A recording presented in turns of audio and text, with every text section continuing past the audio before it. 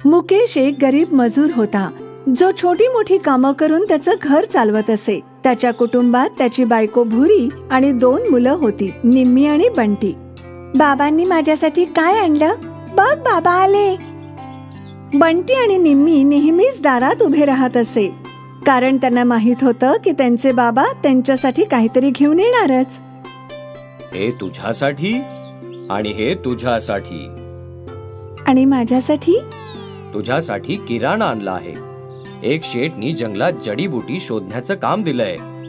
म्हणत होता की मी जर त्याला चांगली जडीबुटी आणून दिली तर दिवसाचे मला 500 रुपये देणार आहे तो. 500? हो, म्हणूनच तर सकाळपासून जंगलात जडीबुटी शोधत होतो. आज 500 रुपये मिळाले तर किराणा आणि चॉकलेट घेऊन आलो. बरं झालं, तुम्ही दमला असाल. हातपाय धुवून घ्या, मी चहा करते. भुरीने चुलीवर चहा ठेवला आणि तिकडे मुकेश हात तोंड धुवू लागला. तेव्हाच त्यांच्या दारावर टकटक झाली. बाबा, मोहन काका आले. मुकेश मोहनला भेटायला आला. अरे ये ये, एक नवीन काम मिळालं आहे, जडीबुटी शोधण्याचं काम. उद्यापासून तू सुद्धा सोबत चल. शेठजी दिवसाचे 500 रुपये देणार आहेत. अरे वा, उद्यापासून मी सुद्धा तुझ्या सोबतच येईन. बरं, चहा पिऊन जायचंय. तेव्हा भुरी 2 कप चहा घेऊन आली. घे पी. मोहन आणि मुकेश एकत्र चहा पिऊ लागले.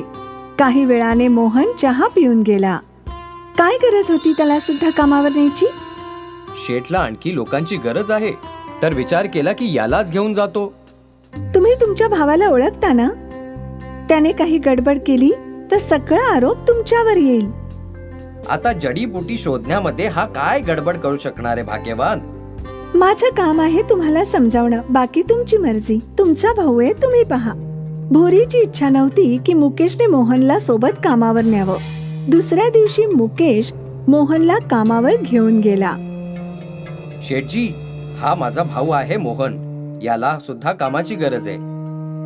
ठीक आहे, तू यालाही तुझ्या सोबतच घेऊन जा. पण समजावून सांग की जंगलात सावधान राहायचंय. जंगलात होणाऱ्या कोणत्याही अपघाताला मी जबाबदार असणार नाही. हो शेठजी, जंगल धोकादायक आहे हे मला चांगलं ठाऊक आहे. ठीक आहे, मग तूही आजपासून कामाला लाग. मुकेश मोहनला त्याच्यासोबत जंगलात घेऊन आला. मी या दिशेला जातो, तू त्या दिशेला जा. ठीक आहे दादा. दोन्ही भाऊ वेगवेगळ्या दिशेला गेले आणि जडीबुटी गोळा करू लागले. काहीच तासात दोघांच्या झोळ्या भरल्या आणि मग दोघेही जंगलातून निघाले. सगळ्या जडीबुटी शेठला देऊन दोघांनी 500 रुपये घेतले. काही दिवस असंच चालू राहिलं. मुकेश आणि मोहन शेठजींना जडीबुटी देत गेले आणि पैसे कमवत गेले. मग एक दिवस मुकेश जंगलात जडीबुटी गोळा करत होता आणि अचानक एक मोठं झाड त्याच्या अंगावर पडलं. मुकेशची किंकाळी ऐकून मोहन धावत त्याच्या जवळ आला. त्याने ते झाड बाजूला केलं आणि मुकेशला लगेच हॉस्पिटलमध्ये घेऊन गेला. डॉक्टर म्हणाले की मुकेशला कोणत्याही औषधाने बरं केलं जाऊ शकत नाही आणि तो यापुढे बेडवरच राहील. काही दिवस मुकेशवर हॉस्पिटलमध्ये उपचार झाले. मग त्याला घरी पाठवलं गेलं. मुकेश कधीच त्याच्या पायावर उभा राहू शकणार नव्हता आणि तो त्याच्या घरी एकटाच कमावणारा होता. आता घर कसं चालणार हीच कुटुंबातील काळजी लोकांना वाटत होती. काही दिवसांनी त्यांचा किराणा आणि पैसे संपले. आता काय होणार? घर कसं चालणार? तुम्ही एवढी काळजी करत जाऊ नका, काही ना काहीतरी होईलच. भुरीने एका डब्यातून पैसे काढले. हे पैसे मी वाचवून ठेवले होते, आता यातून काही सामान मागवते. निम्मी, तू अर्धा किलो बटाटे घेऊन ये. ठीक आहे आई. निम्मी बाजारात निघून गेली. बाजारात ती बटाट्याचे भाव विचारू लागली. बटाटे कसे दिले दादा? 30 रुपये किलो. बाप रे, एवढे महाग? आम्हाला पैसे वाचवायचे, थोडे स्वस्त बटाटे घेते. निम्मीने दुसऱ्या दुकानात विचारलं. 30 रुपये? सगळीकडे हाच भाव आहे, घ्यायचा असेल तर घ्या. निम्मी सगळ्या दुकानदारांना भाव विचारत होती. मग अचानक बाजाराच्या कोपऱ्यात तिला एक म्हातारा माणूस बसलेला दिसला. तो बटाटे विकत होता. अरे बेटा, बाळा बटाटे घे, माझ्या स्वतःच्या शेतातले. काय भाव आहे? 10 रुपये किलो. बस. स्वस्त भाव ऐकून निम्मीने लगेच 1 किलो बटाटे घेतले आणि मग ती तिच्या घरी धावत गेली. जेव्हा निम्मी घरी गेली, घे आई, हे काय एवढे घाणेरडे बटाटे घेऊन आलीस? जरा बघून आणू शकत नव्हतीस? आई, हेच सर्वात स्वस्त होते, फक्त 10 रुपये किलो. मी 1 किलो घेऊन आले, बाकी सगळीकडे 30 रुपये भाव आहे. ठीक आहे. भोरीने ते बटाटे धुतले तर त्यांचा रंग बदलला. एक लाल तर एक हिरवा होता. हे कसे बटाटे आहेत? रंगीबिरंगी. आई, या रंगीबिरंगी बटाट्याचे पराठे मिळाले तर मज्जा आली असती. बंटी हे म्हणाला आणि त्याच्या समोर रंगीबिरंगी पराठे आले. भोरीचा तिच्या डोळ्यांवर विश्वास बसला नाही. अरे देवा, हे कुठून आले? काय माहित आई, ही तर जादू आहे. आई बघ, एक बटाटा गायब झाला. काय? थांब, मी काहीतरी मागते. आपल्याकडे कुत्रा असता तर? असं बोलताच निम्मीच्या हातात एक कुत्रा आला आणि एक लाल बटाटा गायब झाला. मला वाटतं तू जे बटाटे आणलेस ते जादूचे आहेत. आपण जेव्हा काही इच्छा मागतो तेव्हा एक बटाटा गायब होतो. शेवटचा बटाटा उरलाय. विचार करून मागावा लागेल. आई, भरपूर पैसे माग, ज्यातून बाबांवर उपचार करू शकू. नाही आई, तू बाबांनाच बरं कर. भोरी विचार करत होती. तिला तिच्या पतीला बरं करायचं होतं आणि सगळ्या अडचणी दूर करायच्या होत्या. काही वेळ विचार केल्यानंतर, माझी इच्छा आहे की माझे पती त्यांच्या पायावर उभे राहून आमच्या नवीन बंगल्याबाहेर, ज्यात सर्व सुखसुविधा असतील, इतकं धन असावं की आम्हाला कधीच पैशांची कमतरता पडू नये. आणि लगेच जादू झाली.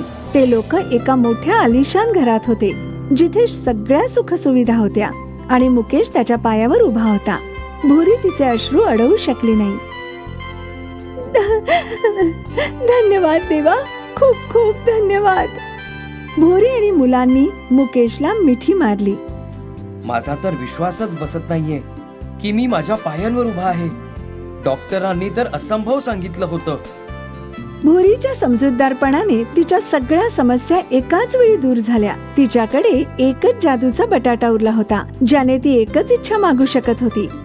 पण तिने सगळं एकाच वेळी मागून सगळ्या समस्या सोडवून टाकल्या.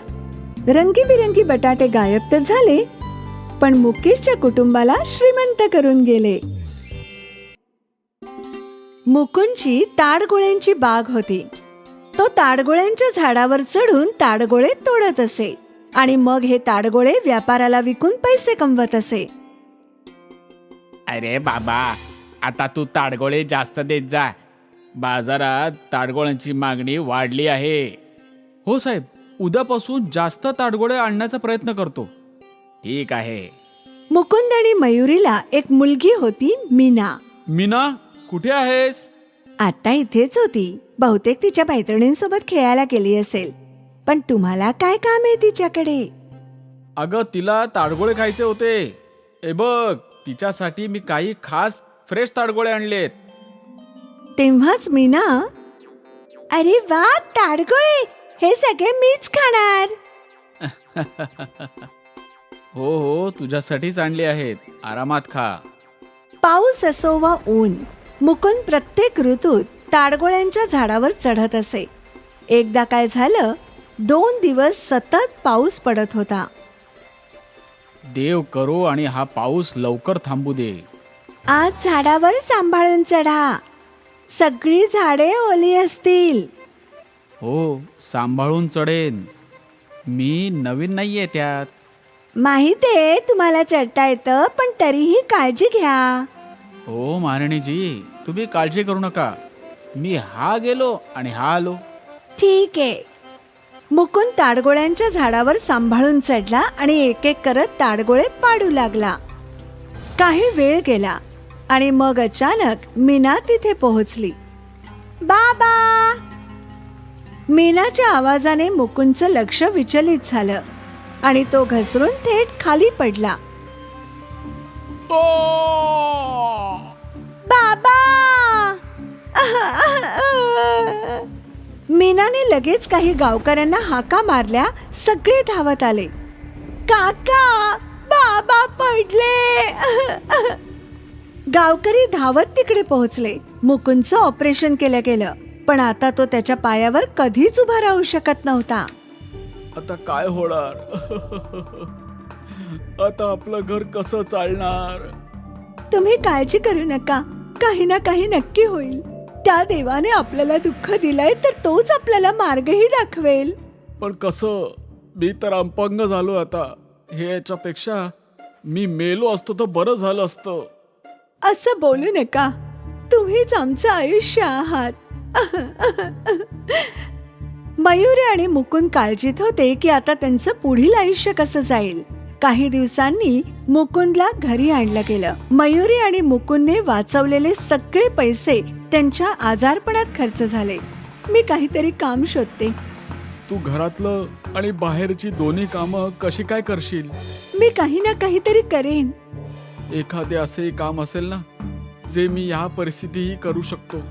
नाही नाही, तुम्ही आराम करा. नाही मयुरी, मी तुझ्यावर असं ओझं नाही बनू शकत. मग या स्थितीत तुम्ही काय करू शकता? काहीतरी नक्कीच असेल. दुसऱ्या दिवशीपासून मयुरीने काम शोधायला सुरुवात केली. ती अनेक दुकान आणि कंपन्यांमध्ये गेली, पण तिला कुठेच काम मिळालं नाही. मला कुठेच काम मिळत नाहीये. मला वाटतं एखादा व्यवसाय करावा. कोणता व्यवसाय? मी तुला काही मदत करू शकतो का?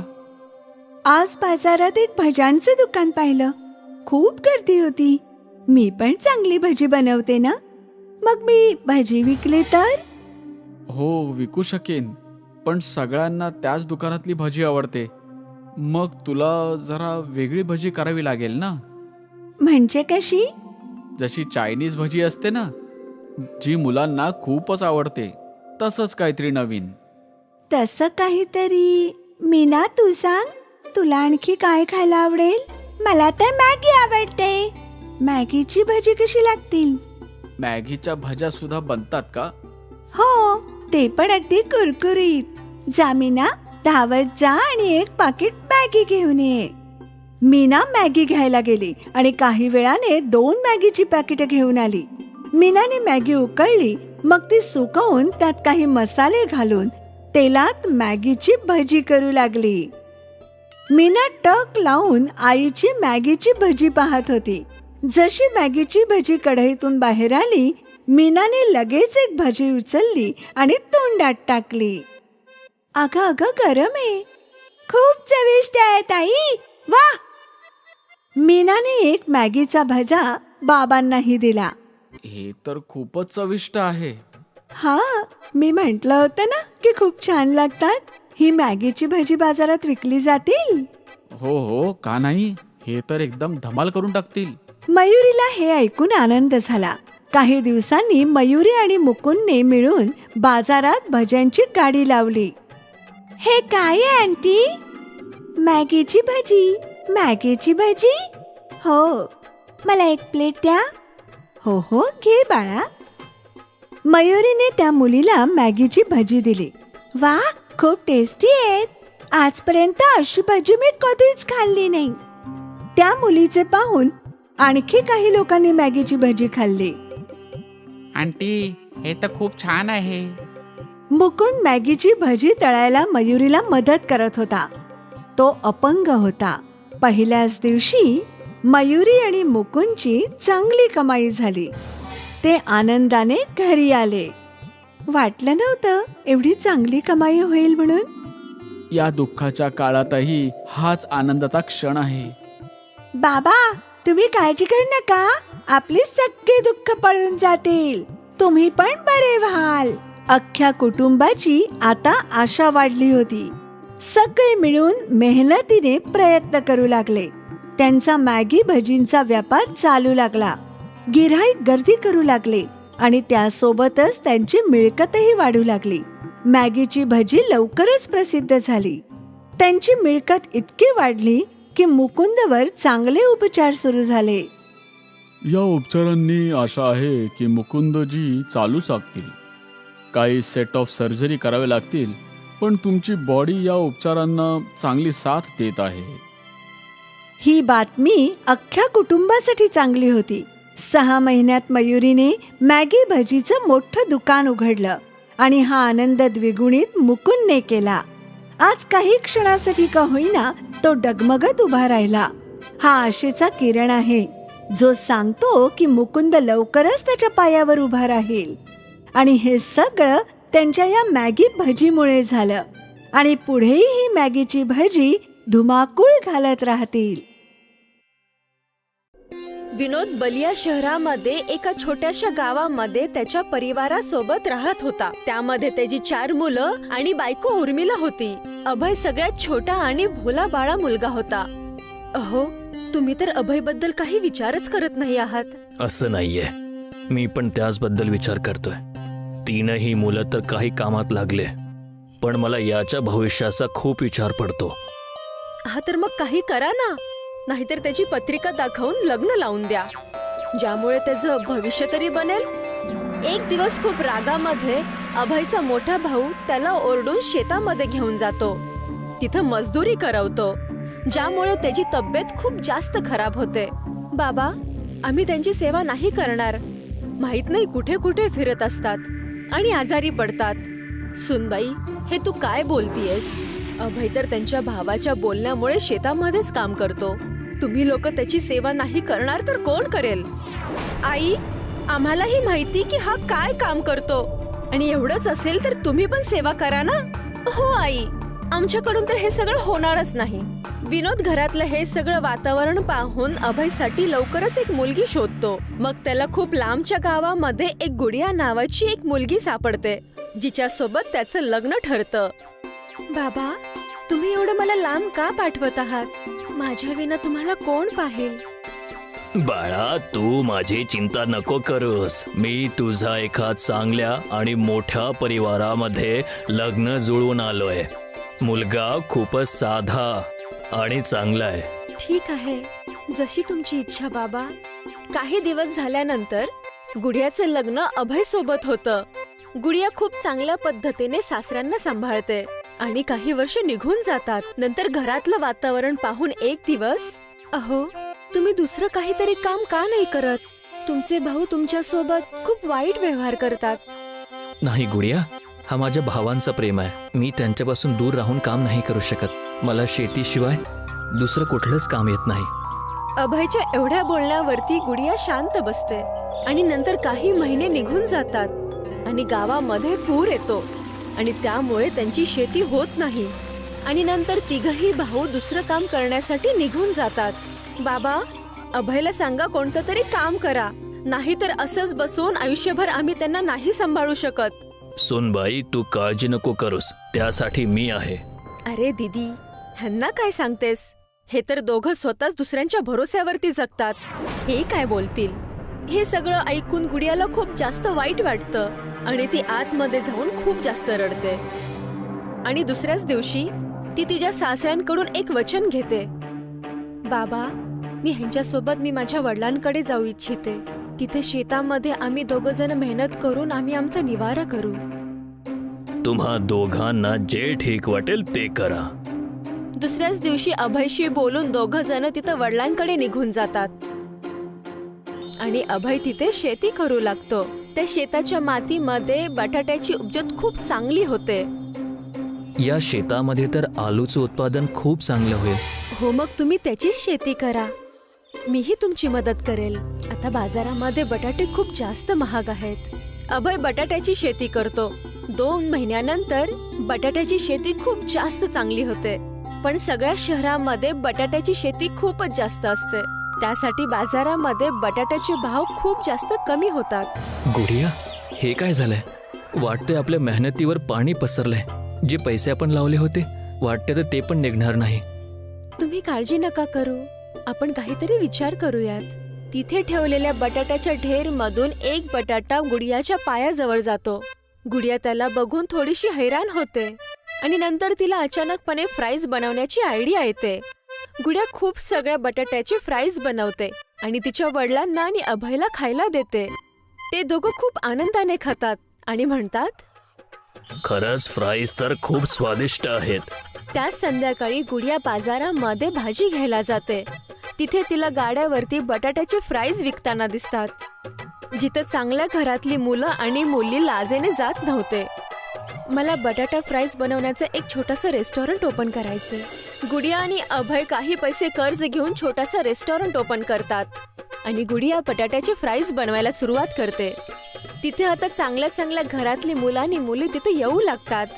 तुमच्या हातचे फ्राईज खूपच चांगले आहेत. आम्हाला रस्त्यावरच्या गाड्यावरचे फ्राईज खायचे खूप भीती वाटत होती. हे सगळं ऐकून गुडियाला खूप चांगलं वाटतं. काही दिवसापर्यंत ती एकटीच फ्राईज बनवायची आणि सगळे फ्राईज विकले जायचे. नंतर फ्राईजची मागणी जास्त वाढल्यामुळे गुडियाला एकटीला काम करायला खूप जास्त परेशानी होऊ लागली. तेवढ्यात अरे भाऊ, तुम्ही पण या बिचाऱ्यांची मदत करा. हो नक्की. रात्र होते आणि गुडिया तिच्या घरी जाऊन झोपते. गुडियाला तिच्या घरातल्या कामामुळे रेस्टॉरंटला जायला उशीर होतो. इथे दुकानावरती खूप सगळे बटाटे कट करून ठेवले होते. जेव्हा गुडिया दुकानावरती येते तर ते बघून ती हैराण होते. अरे, एवढे सगळे बटाटे कट करून ठेवलेत. असं वाटतंय ह्यांनीच केलं असेल, कारण ते जादुई फ्राईज होते. त्यासाठी ते लवकरात लवकर बनवून प्लेटमध्ये तयार होत होते आणि नंतर गुडिया लवकरच ते कस्टमर्सना सर्व करत होती.